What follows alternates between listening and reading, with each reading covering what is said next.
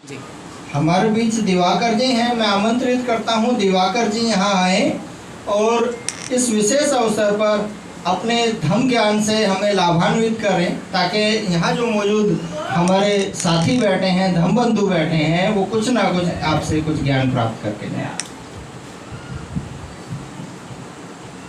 दुनिया के प्रथम वैज्ञानिक करुणा के सागर महात्मा बुद्ध आज यहाँ दूर दराज से चल करके आए सभी धम्म बंधुओं का Chandrashekhar Azad enclave sector 16A में हार्दिक स्वागत और अभिनंदन है। मंच पर बैठे भारतीय बौद्ध महासभा के अध्यक्ष माननीय RS गौतम जी, कार्यकारी अध्यक्ष माननीय कपूर सिंह बौद्ध जी, और हम लोगों को हमेशा मार्गदर्शन देते रहे।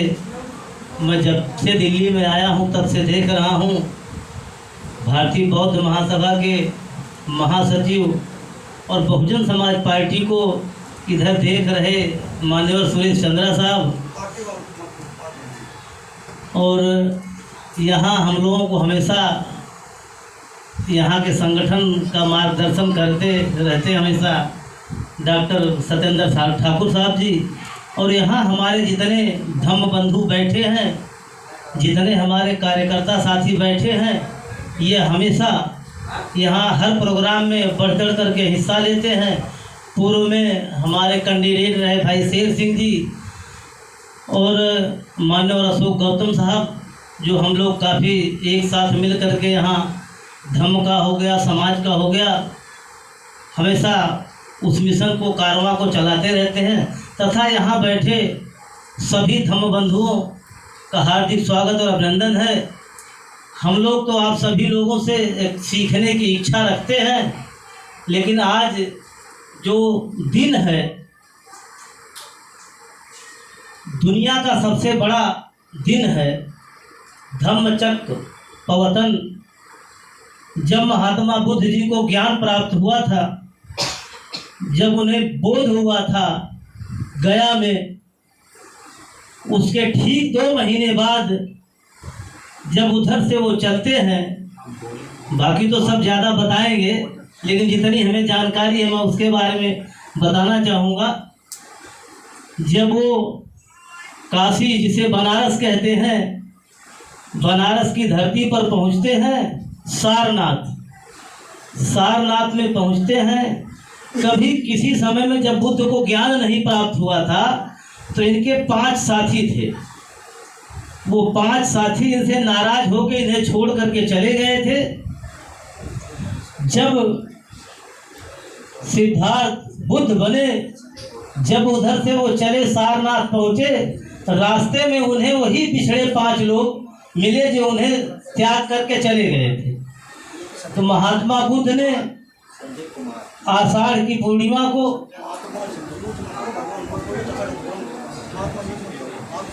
भगवान बुद्ध जब सारनाथ पहुँचे तो वहाँ उन्होंने अपने 5 शिष्यों को पहली बार उपदेश दिया था।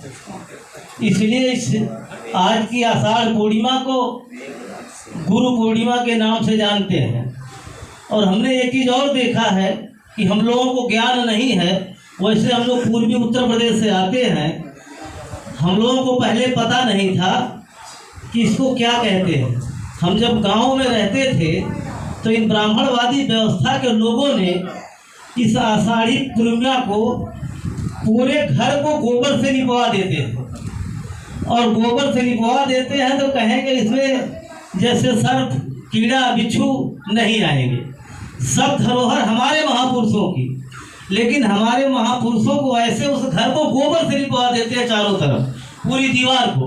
और जो हमारे साथी उधर पूर्वांचल के होंगे उन्हें भली भांति ये पता होगा कि जब घर होता है तो हमारी घर की माताएं बहनें गोबर उठाती हैं, पूरा लकीर से पूरे घर को बना देती हैं।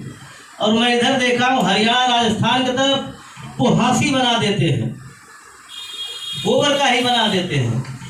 मतलब हमारे इतिहास को ऐसे तोड़ मरोड़ करके दबा दिया गया और उस पर जो ब्राह्मणवादी कब्जा हो गया, यही सब हम लोगों को समझने की जरूरत है। हम जितना भी धर्म के बारे में समझ सकें, और ये हमारा इतिहास है, हमारे महापुरुषों का इतिहास है। हम इस देश के शासक रहे हैं।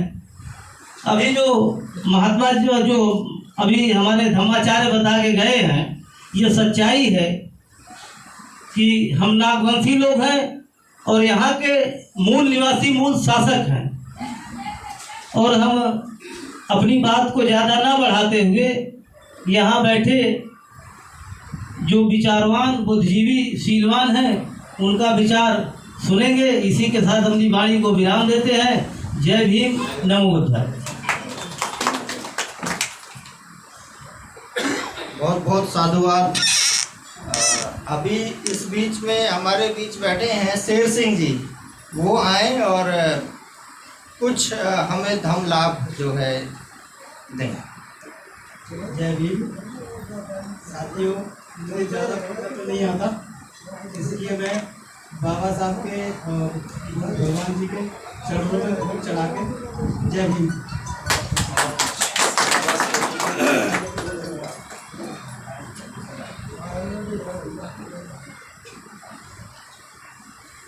जय भीम सर।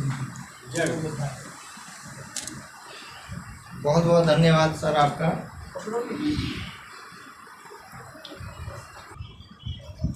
मैं अगली कड़ी में आमंत्रित करना चाहता हूँ कपूर सिंह बोध जी का, जो कि दिल्ली पुलिस में रहे, अच्छे अधिकारी रहे, रिटायर हैं।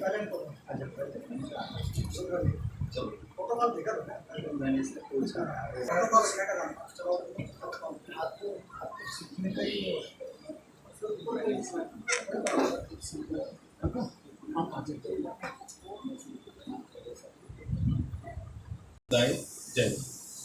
आज धम्म परिवर्तन चक्र की शुभ अवसर पर हमारे बुद्धिस्ट सोसाइटी ऑफ इंडिया, भारतीय बौद्ध महासभा के द्वारा जो प्रोग्राम रखा गया, मैं ठाकुर साहब का धन्यवाद करता हूं कि उन्होंने अपना छोटा प्रयास करके यहाँ के और ये प्रोग्राम रखा, और सभी जितने भी आए हैं अपना समय, कीमती समय निकाल कर।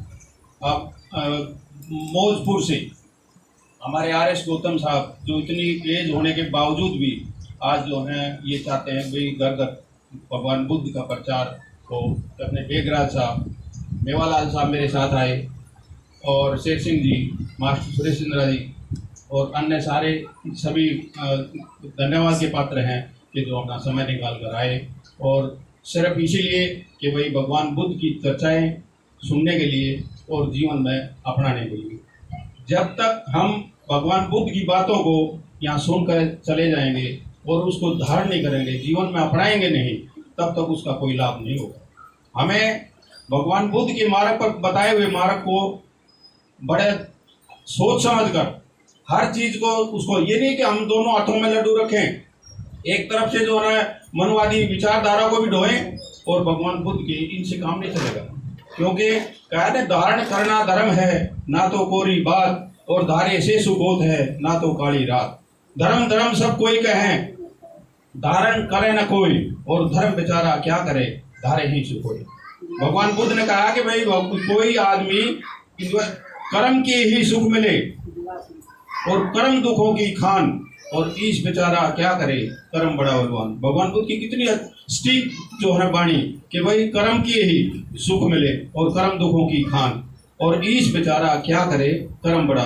उस ईश को भगवान को बेचारा बताया, क्योंकि हम जो है भगवान किसको कहते हैं, वैसे भूमि, वैसे गगन, वैसे वायु, आसे अग्नि और नैसे नीर, पांच तत्व और दे जड़, या को नास्तिक जान और या मैं लखे सोई सजा।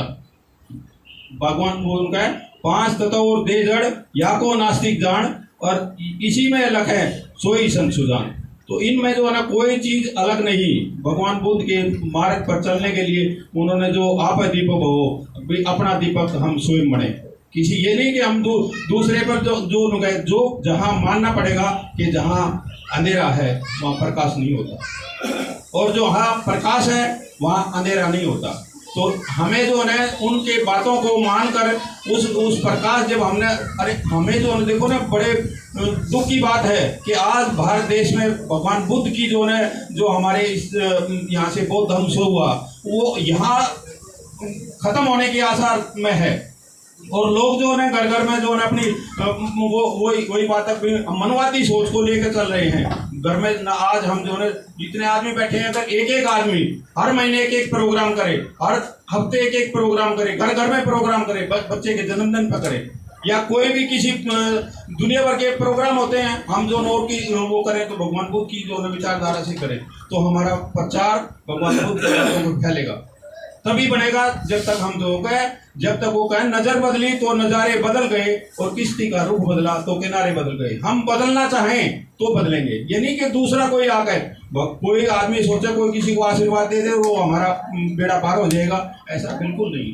क्योंकि समय अनुसार जो है, जो आज जिसने आदमी समय की कदर की है वो जो है कामयाब हुआ है। और जितनी बड़ी सोच हम रखेंगे, जितना बड़ा हम सोच अच्छा काम करेंगे, उतना बड़ा, उसके लिए एक रिस्क लेना पड़ेगा हमने। ये नहीं कि भाई जो ना कोई आदमी जो ना ऐसे किया और जो ना उसका बेड़ा पार हो जाएगा, बिल्कुल नहीं। तो भगवान बुद्ध की बातों को कभी किसी, उन्होंने कहा जब भगवान बुद्ध ने ज्ञान हुआ उस समय जो है उन्होंने अपने 5 जो भिक्षुओं को वो दिया, और उन्होंने ये कहा कि भाई आप जो ना आए, उन्होंने देख कर ये कहा कि भाई भगवान बुद्ध आ रहे हैं, लेकिन मैं जो है उनको जो है कोई उनका जीवन नहीं रखेंगे, उनका आसन नहीं बिछाऊंगा, उनको जो है नमन नहीं करूंगा, और उनको क्योंकि वो उनसे थोड़ा खिन थे।